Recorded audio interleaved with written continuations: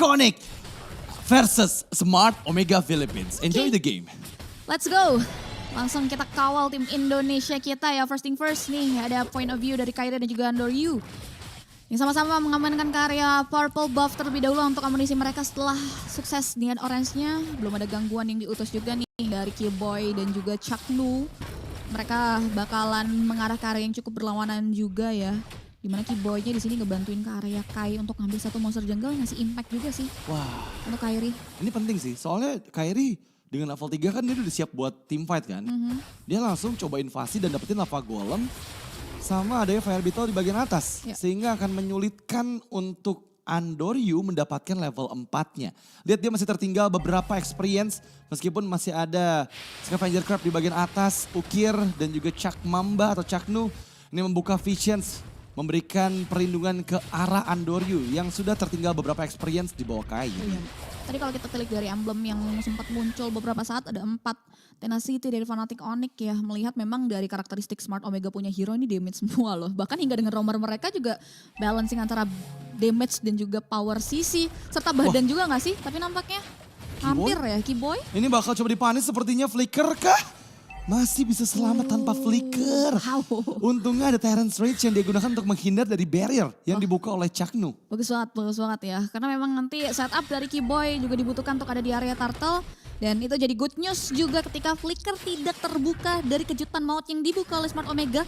Tapi nampaknya dengan adanya informasi, Smart Omega membuka inisiasi di area turtle. Sedangkan di area top lane, ini Ryota udah mulai berhasil unlock ke posisi level 4-nya. Dan nampaknya tidak ada kontestasi dari turtle kita yang pertama. Iya, ini kayaknya Fnatic Onyx sudah mempersiapkan sesuatu ya. Mereka nggak coba komit ke arah turtle pertama. Harusnya. Mereka fokus untuk ngambil 2 buff terlebih dahulu untuk Kairi dan kayaknya bakal coba team fight sekarang. Terbukti Lutfi sudah mulai join juga. Ada lantern yang dibuka, Ryota terpaksa flicker untuk melarikan diri. Frigid Glacier menangkap Lutfi.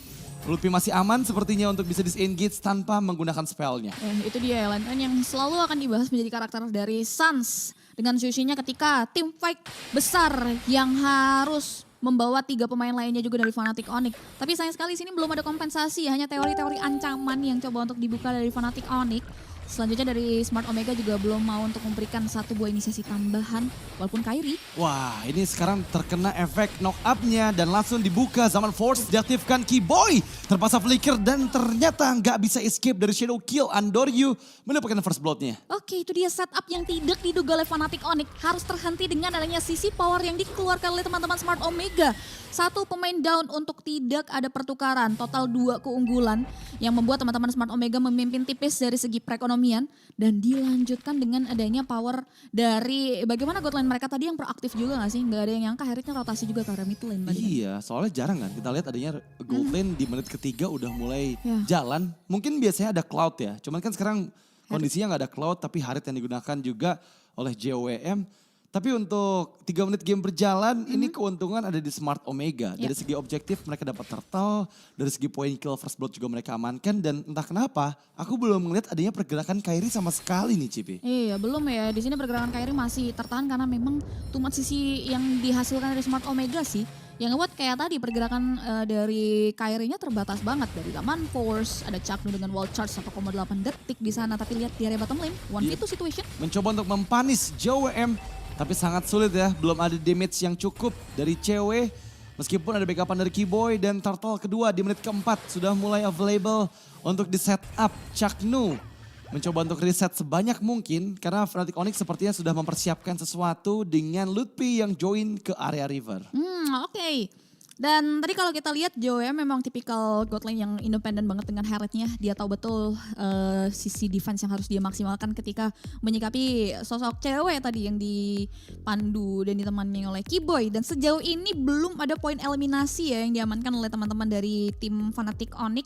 Pergerakan dari Kairi juga berfokus untuk memperkaya diri dulu nih. Karena goldnya sebenarnya masih tipis banget ya. Iya, terpaut cuma 500 gold aja sebenarnya. Dan ya kembali ada technical issue yang terjadi, jadi kita harus menunggu dulu, sabar dulu teman-teman semuanya. Mungkin kita nge-recap 4 menit game kedua kita berjalan. dengan objektif masih dipegang lebih banyak ke arah Smart Omega Philippines. Point kill juga mereka kantongi dari Andoryu. Dan ini benar-benar berbeda seperti di game pertama di mana di menit keempat udah berdarah-darah ya Cipi ya. Udah banyak point kill juga yang dihasilkan. Kita belum ngelihat adanya team fight yang cukup besar. Belum. Baru beberapa skirmish aja di bagian mid lane tadi. Betul ya, mungkin karena memang tipikal mereka yang harus nunggu cewek juga jauh lebih lama untuk bisa ngasih power damage ya. Sehingga mid game dan late game potensial yang nantinya bakal coba untuk dimaksimalkan oleh pemain-pemain dari Fnatic Onyx. Sedangkan kalau kita lihat pasca pause, ada satu pergerakan Keyboy. Wah, Tyrant's Revenge yang connect memang kehilangan pasifnya Ukir terpaksa flicker.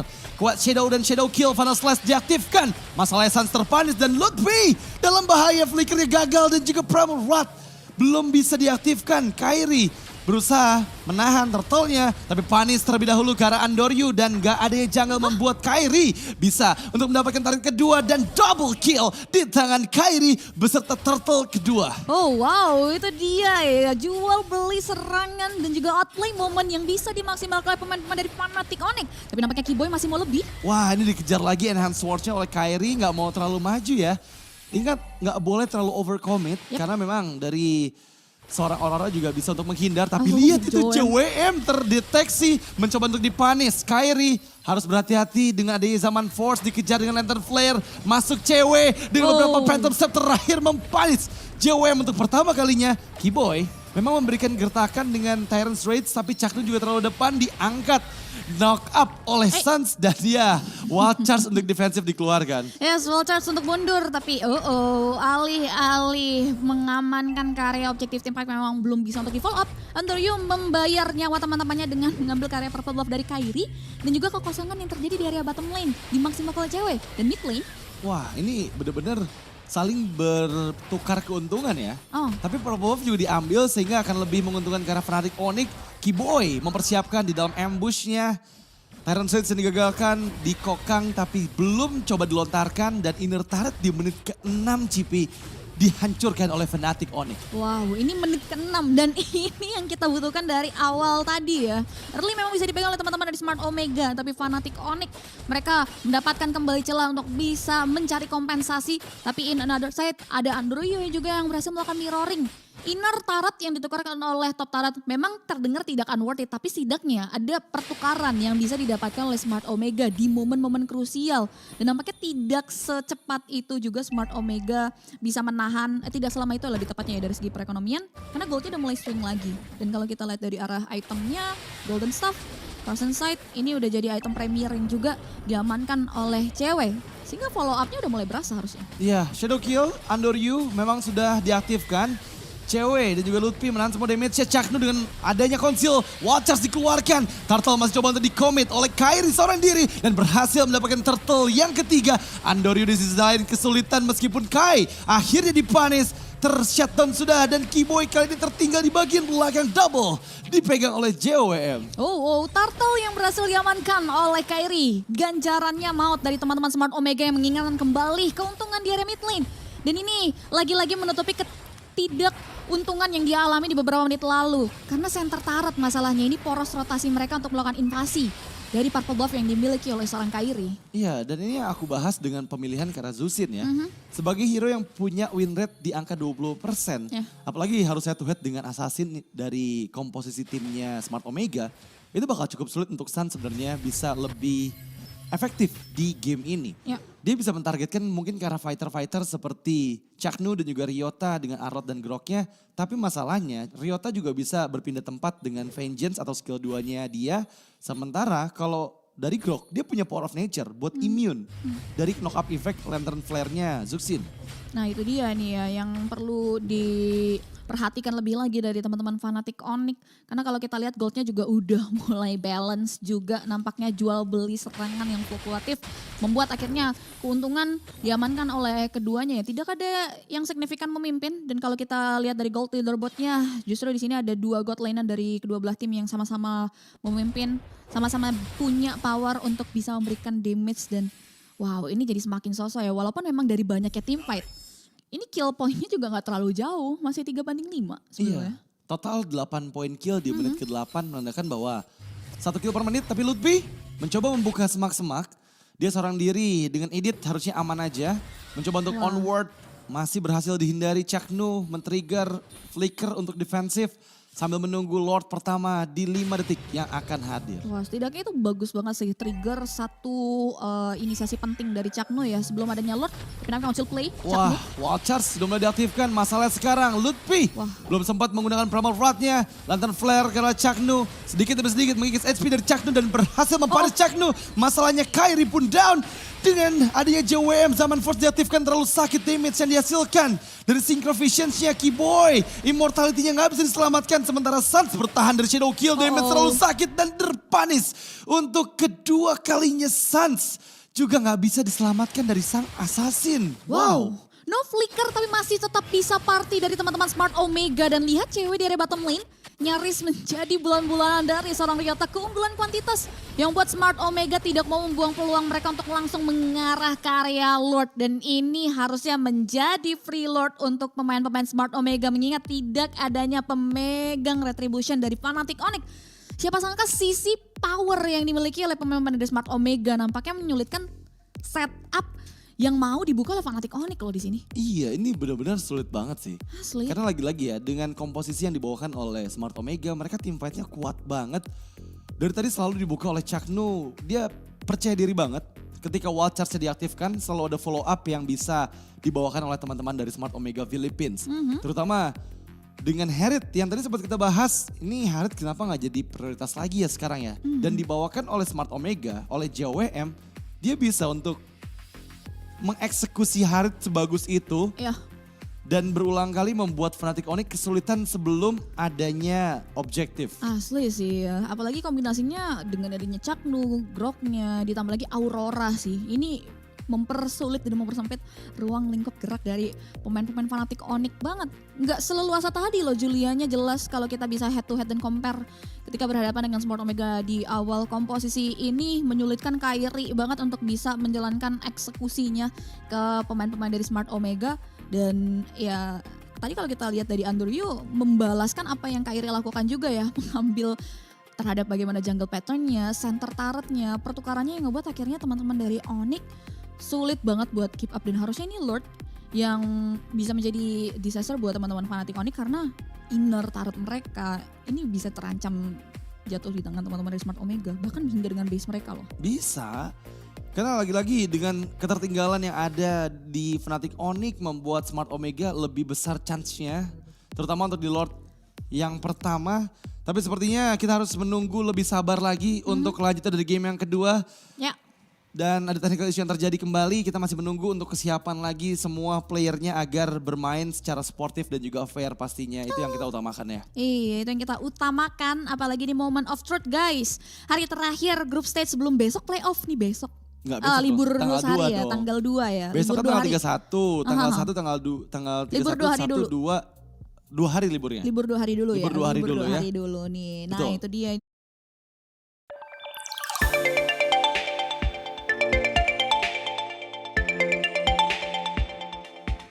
Ini kita menunggu sampai benar-benar selesai dulu, tapi yang pasti ini kita rekap situasi terkini. Onyx berada di posisi yang tidak begitu diunggulkan ya, walaupun memang fluktuatif sosok. Sempat ada momen di mana perekonomiannya stabil di keduanya ya, sama-sama gak ada yang memimpin. Tapi ya harusnya dengan keunggulan tadi di akhir fight sebelum Lord Haya diamankan oleh teman-teman Smart Omega dari dua pemain Onyx yang hilang, ini goldnya harusnya stabil, lagi dipegang oleh teman-teman Smart Omega. Ya, harusnya langsung gold swing juga. Nah, gold swing sih memang mereka yang lagi megang kendali goldnya. Dan dengan Lord yang diambil akan semakin jauh lagi perbedaan gold yang ada antara Fnatic Onyx dan juga Smart Omega. Kita lihat di mana agresifnya Hayabusa dibawakan oleh Andoryu. Mungkin di game yang pertama sempat di-ban, di last banning dari Fnatic Onyx, tapi kali ini bebas dan dibawakan dieksekusi dengan sangat baik. Yang aku bikin penasaran adalah dari early game kita belum lihat ada pergerakan dari Kairi yang menuju ke arah gold lane sama sekali. Beda sama di game pertama loh. JWM di menit pertama aja game 1 itu udah dipanis sama Kairi, dihilangkan setengah HP-nya sehingga Rogernya gak bisa terlalu bebas banget di awal game. Tapi untuk di game kedua, ini rotasi dari trio mid dari Suns, Keyboy dan juga cewek, aku belum lihat ke arah seorang JWM gitu. Jadi Haritnya bebas banget dan dengan mendapatkan double juga tadi di area river ini akan membuat semakin besar lagi snowball yang dimiliki sama teman-teman dari Smart Omega, jadi bakal semakin sulit. Wah, masih match point di tangan Fnatic Onyx, tapi apakah Smart Omega dengan Lord pertama ini mampu untuk menyamakan keadaan? Oke, karena fun fact-nya juga di sini Fnatic Onyx baru bisa mainin karya landing yang dipegang oleh cewek tadi ya, outer dan inner turret-nya. Di sisi lain, top dan juga mid lane-nya masih punya pertahanan yang kuat banget dari teman-teman Smart Omega. Dan belajar dari kesalahan seperti apa ini yang sudah dipersiapkan oleh Smart Omega untuk mengawal Lord. Karena nampaknya manajemen wave minion mereka terpantau rapih di 3 laning-nya. Fokus mereka ingin membabat habis masing-masing inner turret yang dimiliki oleh Fnatic Onyx. Tapi ada kawalan di area mid lane. Ya, Final Slash yang connect ke Lutfi dan sepertinya Lutfi terpanis untuk ketiga kalinya. Inisiasi coba dilakukan di bagian belakang oleh Andoryu. Shadow Kill dikeluarkan, Kairi mencoba untuk membalas semua perbuatan yang dilakukan oleh Smart Omega, tapi double yang jatuh ke tangan JWM kali ini beserta dengan Lord di area mid lane base turret. Andoryu dengan Blade of Despair-nya akan semakin membuat kesulitan besar sekali ke arah Fnatic Onyx. Wow, masalahnya belum berhenti sampai di situ nih. Masih ada satu buah pergerakan lagi. Dan Sans? Wah, ini nggak bisa diselamatkan juga. Sementara Kairi juga dipanis. Ini banyak member yang maju secara nggak serentak, Ya. satu persatu. Dan itu membuat keuntungan untuk Smart Omega mempanis mereka yang majunya tertinggal dari tim yang lain. Iya, masalahnya tadi pas ada pengawal dari Lord, dari pemain-pemain Smart Omega. Dua hero badan Fnatic Onyx aja sulit untuk bisa menahan deal damage yang diberikan, yang disiapkan juga lebih tepatnya oleh teman-teman dari Smart Omega. Disusul dengan kematian cewek yang kita tahu dia single target juga ya. Ini kemudian akan menjadi salah satu isu juga sebetulnya terkait Fnatic Onyx. Di mana momen kali ini yang bisa dimaksimalkan oleh Fnatic Onyx adalah setup miscalculate dari Smart Omega. Dan kalau kita bicara soal item di menuju menit 12, primer item dari Kairinya cewek juga udah tercipta di sana. Dan kalau kita lihat dari Kairi, item andalannya ya, Blood Wings, ada Fedora Feven dan juga Starlium saja udah muncul. Cuman space yang dia butuhkan seperti game pertama ini sangat-sangat dipatahkan dengan adanya power CC.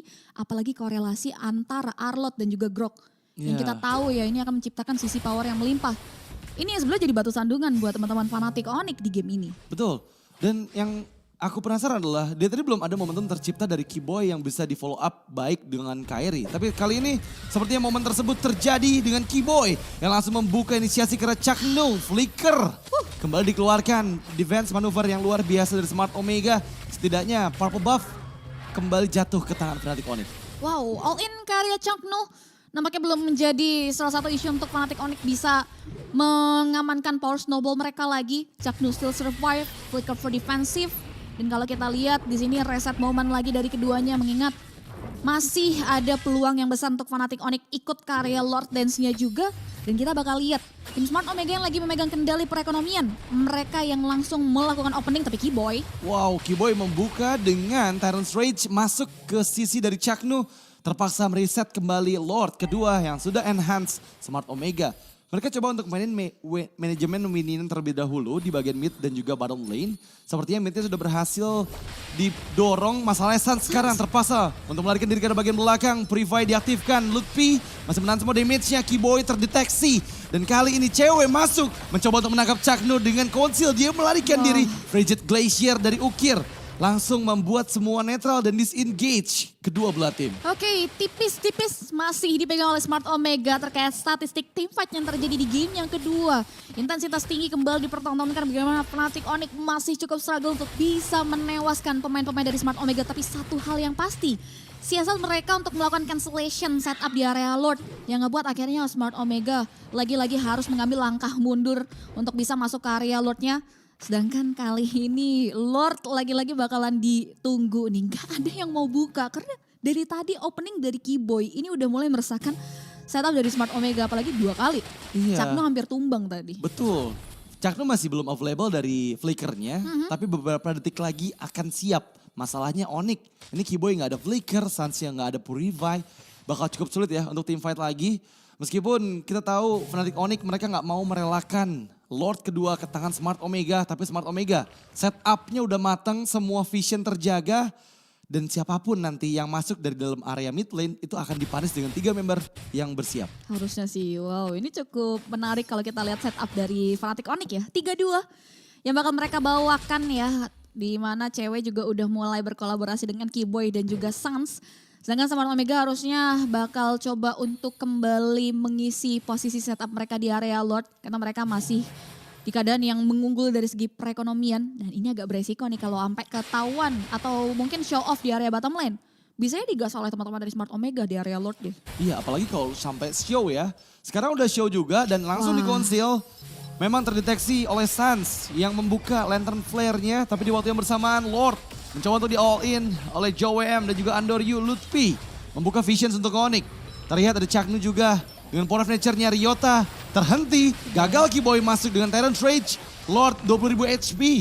Dan sekarang Sans ini masih menunggu momentum yang tepat karena dia sulit sekali untuk menangkap member dari Smart Omega. Oke, Chakno terkena efek knock up tapi masih belum ada follow up dan kembali reset Lordnya. Oke, setidaknya keunggulan dipegang oleh teman-teman dari Fnatic Onyx ya. Manajemen laning mereka berjalan sesuai skenario. Seperti yang kita lihat di area bottom lane ada gerombolan wave minion yang bisa di-maintain. Dan juga mid lane outer turret yang akhirnya bisa dihancurkan oleh pemain-pemain dari Fnatic Onyx.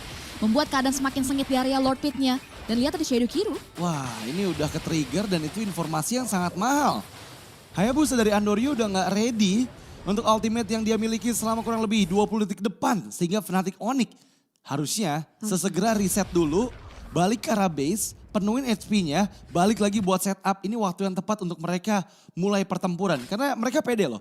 Dari perbedaan 4.000 gold sampai sekarang hanya terpaut 3.000 gold. Itu mereka tetap bisa untuk maksain kontes di Lord kedua ini. Iya bagus banget mereka untuk nyari keuntungan ya untuk menutupi kerugian dengan manage karya laningnya. Tapi Kiboy. Tyrant Strike, Silence Revenge, kombinasi skill yang konek ke arah Chakno. Chak Mamba down, tapi ada pertukaran dengan Lutfi. Mencoba untuk menyelamatkan nyawa JWM dipaksa untuk disengage. Purify-nya masih aktif. Tapi kembali Kiboy. This is my boy terlalu dalam sepertinya. Masuk Andoryu. Gak berhasil untuk mengkombinasikan skillnya. Dan sekarang Lord dengan 4 melawan 4.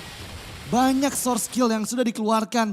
Dan hanya tarik ulur kembali. Wow, tarik ulur lagi-lagi. Jual beli serangan trading kill terjadi dari setup teamfight yang dibuka oleh kedua belah tim. Dan nampaknya kali ini teman-teman dari Fnatic Onyx kembali coba untuk memancing keributan. Lordnya menyisakan setengah dari HP nampaknya terlalu beresiko sehingga kemudian menunggu kembali Lutfi hadir di area sisi laning untuk melakukan full setup teamfight di area Lord.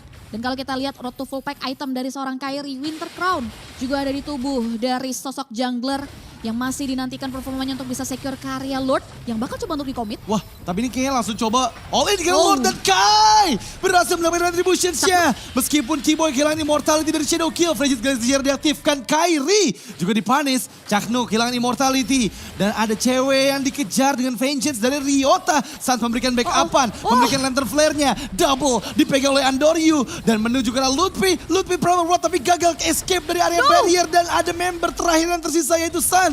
Meskipun dia mendapatkan Ryota, tapi one man last standing yang ada hanya Sans dan apakah dia mampu untuk mempertahankan dari 4 member Smart Omega. Sans mencoba untuk clear minion, masuk dengan quad shadow-nya. Sans mencoba untuk menghancurkan semua minion yang masuk tapi terlalu banyak minion dan satu sama Smart Omega berhasil membekuk Onyx di game kedua.